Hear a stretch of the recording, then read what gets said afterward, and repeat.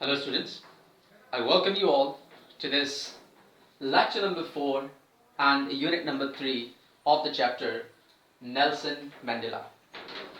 So students, this is the unit number 3. We have already discussed 2 units of this chapter, and in this unit number 3 we are going to discuss the content available at page number 21 to page number 22.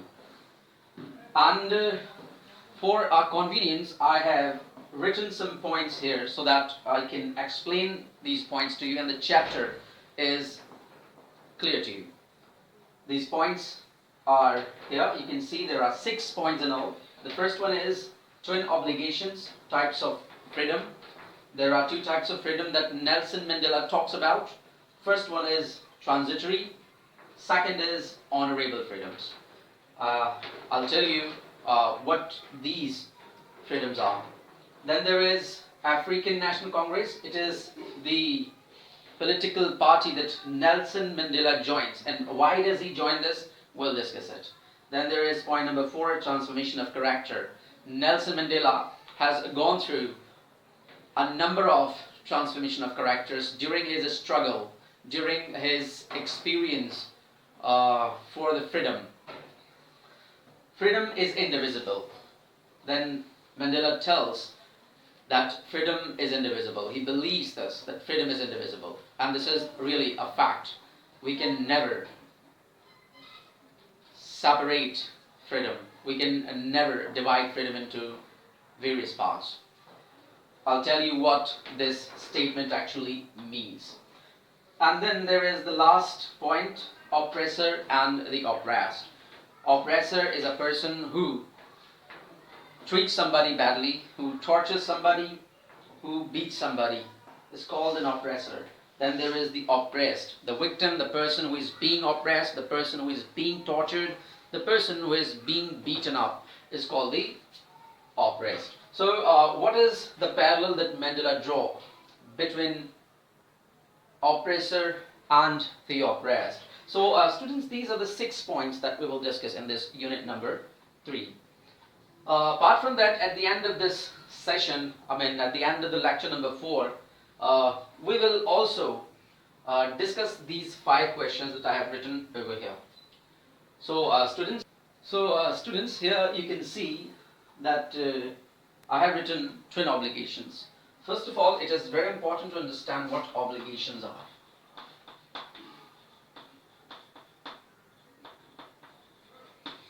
Obligation means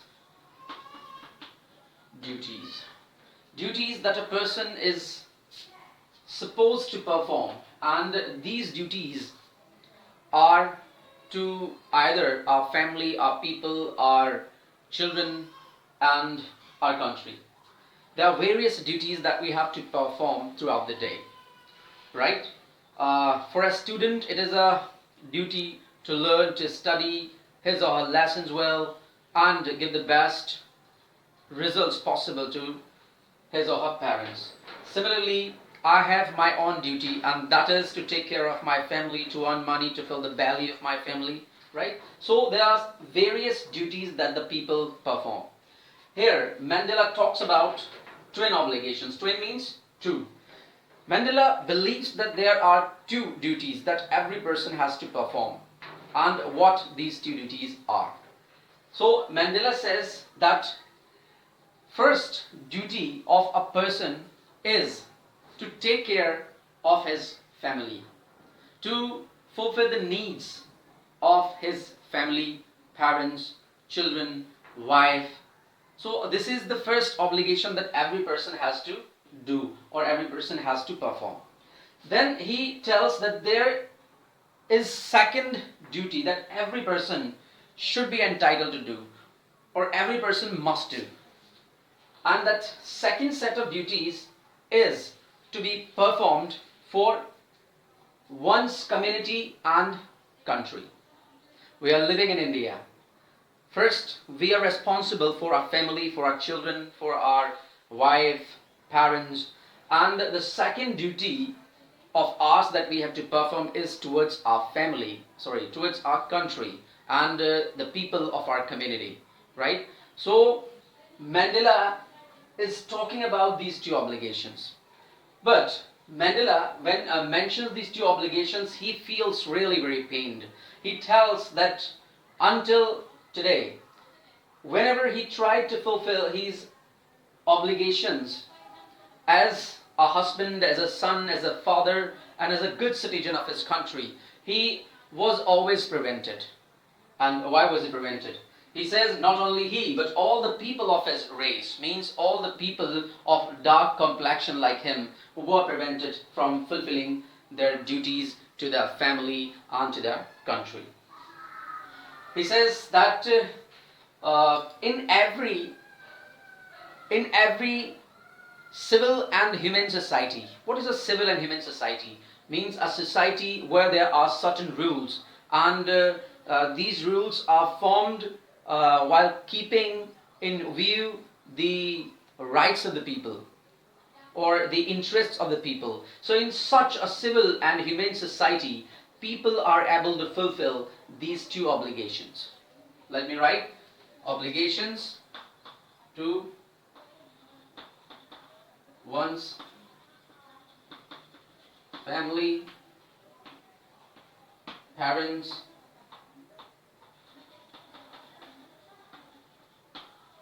children, etc. Then to one's people and country. So in civil and human society, people are able to fulfill these two obligations. But in a country like South Africa, whenever a person of Nelson Mandela's race tried to fulfill any of these two obligations, that person was prevented.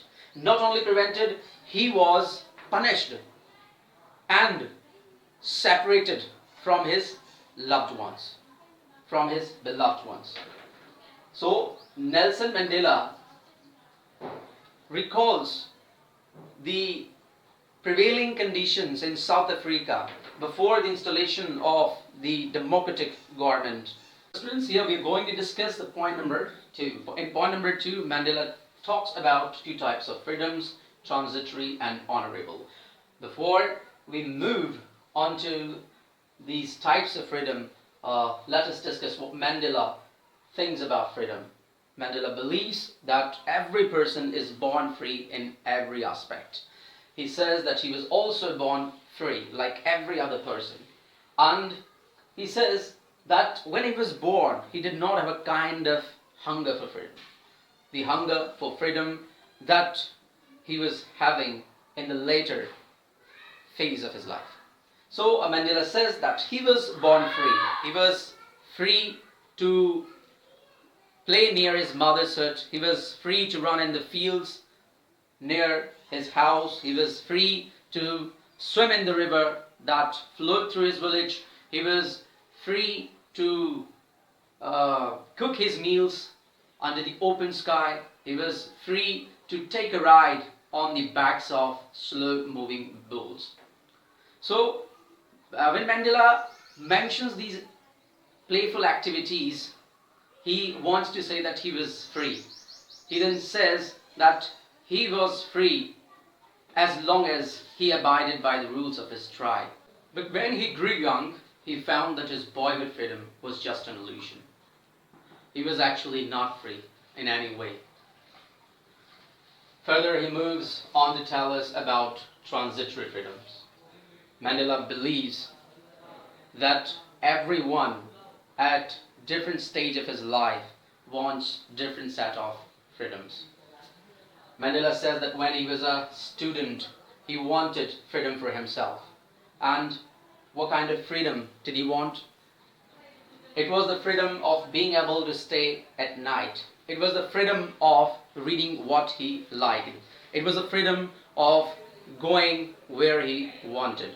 So such freedoms are referred to as transitory freedoms. Further on, he moves on to tell us about the honorable and basic freedoms. Mandela says that when he grew young, he found that his freedom had already been taken away from him, that he was not free. At that time, he wanted to achieve his potential. To achieve his potential means he wanted to know what kind of ability he had. In honorable set of freedoms, he also wanted to earn his livelihood. He wanted to earn money so that he could raise his family. He could raise his children. Another freedom that he wanted was to marry, was to have a family. These are called the basic and honorable freedoms that Mandela wanted when he was a young man. But in a country like South Africa, it was quite difficult for a person to live his life with dignity, and that a person was unable to enjoy the basic freedom that a person is entitled to. Mandela then tells that he discovered that his freedom, not only his freedom but the freedom of his people, was curtailed. That they all had lost their freedom. It is when Mandela's hunger for freedom started. It is when Mandela began to hunger for freedom. And this hunger for his own freedom became the greater hunger for the freedom of his own people.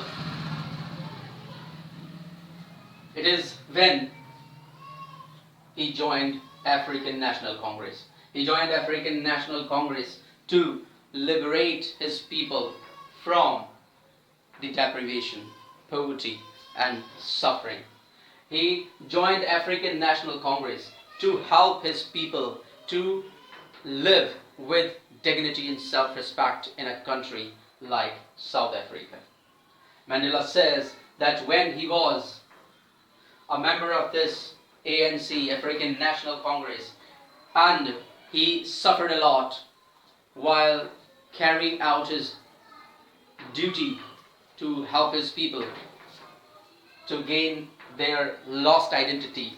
He says that this struggle and this policy of apartheid, or the extreme torture that Mandela was subjected to, this torture transformed Nelson Mandela into a different person. Mandela says that in the beginning he was a law-abiding person. Law-abiding person means he was a follower of law. But this cruel policy of apartheid, of the torture of the white people, transformed Nelson Mandela from a law-abiding person to a criminal. This policy of apartheid transformed a family-loving husband into a man without a home. This policy of apartheid transformed Nelson Mandela from a life-living man to a monk. This policy of apartheid transformed him from a frightened young man into a bold one. Hence, Nelson Mandela says that whatever type of person he is today, it is because of this policy of apartheid.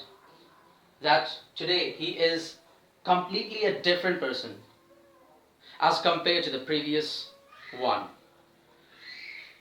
Now, Nelson Mandela moves on to the statement, freedom is indivisible.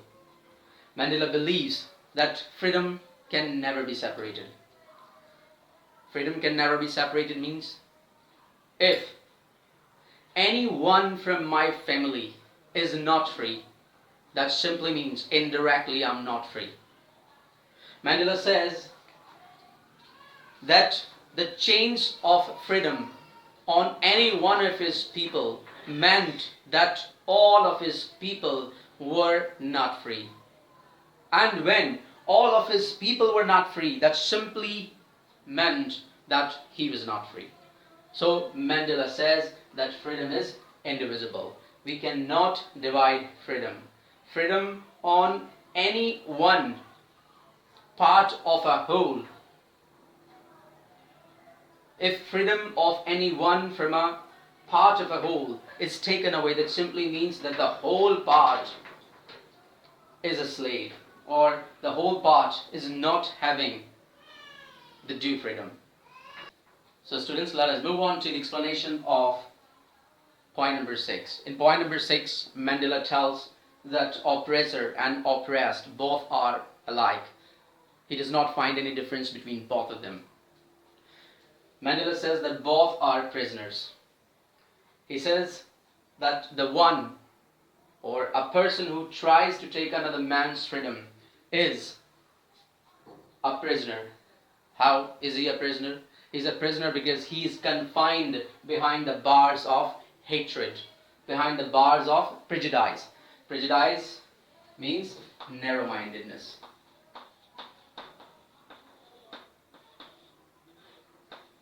Prejudice means narrow-mindedness. Mandela believes that the oppressor is confined behind the bars of hatred or narrow-mindedness, whereas the oppressed is confined behind the bars of iron.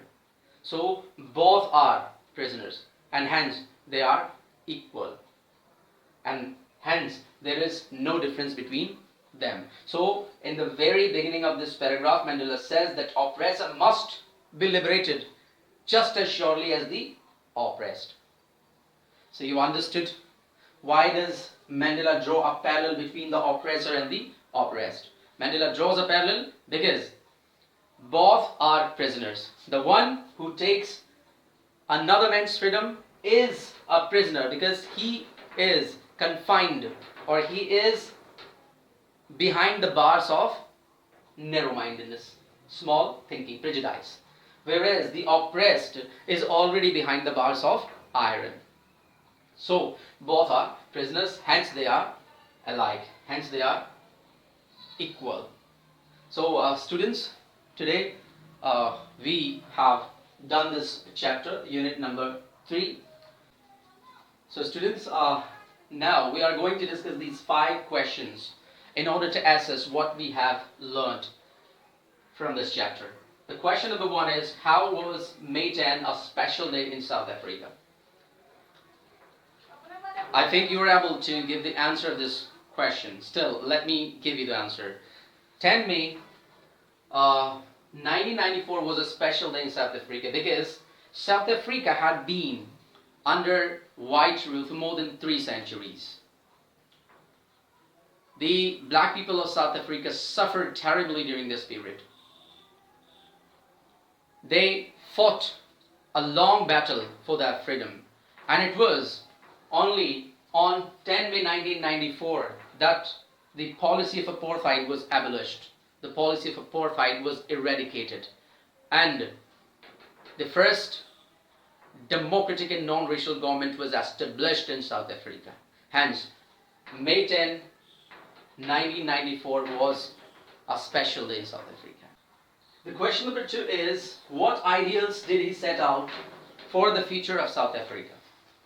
Nelson Mandela first took a pledge to liberate all his people from the continuing state of poverty, bondage, suffering, and all kinds of discrimination. He then addressed to his people saying that this beautiful land will never ever face oppression from anyone. These are the ideals that he set out for the future of South Africa. He also said that there will never ever be such a cruelsome policy as apartheid, and that all people will live happily under the same roof, under the same democracy, and that all the people will be having the equal rights. So these are the ideals that Nelson Mandela set out for the future of South Africa. Now, question number 3. What does he refer to as so glorious a human achievement? So glorious a human achievement. In unit number 2 of this lecture, we read about the extraordinary human disaster. And now we are going to discuss this so glorious a human achievement. The eradication of policy of apartheid on the day of inauguration when Nelson Mandela was elected to be the first black president. And this was a great achievement because on this day the black people of South Africa got their rights. They were no longer outlaws. Hence, this was so glorious a human achievement. Then there is question number 4. What did being free mean to Mandela? As we read in this chapter, what did being free mean to Mandela as a student and as a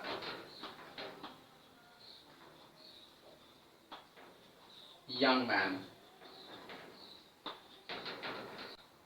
As a student, he wanted the freedom to be able to stay out at night. He wanted the freedom to read what he wanted. He wanted the freedom to go where he wanted. He wanted the freedom to do what he wanted.